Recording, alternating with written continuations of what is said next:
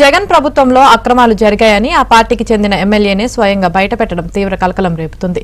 YCP ప్రభుత్వంలో అక్రమాలు జరిగాయని కొవ్వూరు ఎమ్మెల్యే నల్లపరెడ్డి ప్రసన్నకుమార్ రెడ్డి స్వయంగా ఒప్పుకున్నారు. విడవలూరులో జరిగిన ఆత్మీయ సమావేశంలో ఆయన మాట్లాడుతూ వైసీపీ సర్కార్ అధికారంలోకి వచ్చాక కొంతమంది వెధవల్ని దగ్గరికి తీసి తప్పు చేశానని ఆయన ఒప్పుకున్నారు.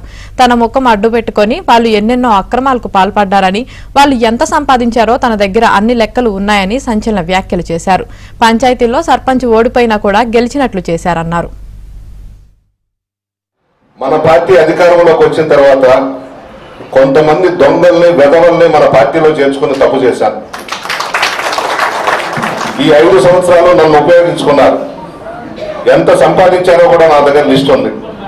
ఈ రోజు వేమిరెడ్డి ప్రభాకర్ రెడ్డి వాళ్ళు ఇళ్ళకి పోయి 1 కోటి ఇస్తాను 2 కోట్లు ఇస్తాను అని అంటే డేట్స్ ఫిక్స్ చేసుకొని ఉన్నారు పార్టీలో చేరేదానికి. వెళ్ళిపోండి. నేను తప్పు చేశాను, పొరపాటు చేశాను. అసలు అటువంటి వెధవల్ని పార్టీలో చేర్చుకోవడమే నేను చేసిన పెద్ద పొరపాటు. భవిష్యత్తులో ఈ రోజు నన్ను నమ్ముకున్న నాయకులు కానీ, కార్యకర్తలు కానీ, మా కుటుంబ సభ్యులు కానీ ఎవరినే వదులుకోను. మరలా రాబోయేది మా ప్రభుత్వమే. జగన్మోహన్ రెడ్డి గారు మరలా ముఖ్యమంత్రి కాబోతున్నారు. మేమంతా ఎమ్మెల్యేలను కాబోతా ఉన్నాం. మీలాంటి దరిద్రులని వెధవల్ని నా గడప కూడా తొక్కనివ్వని మనస్సాక్షిగా చెప్తా ఉన్నాను.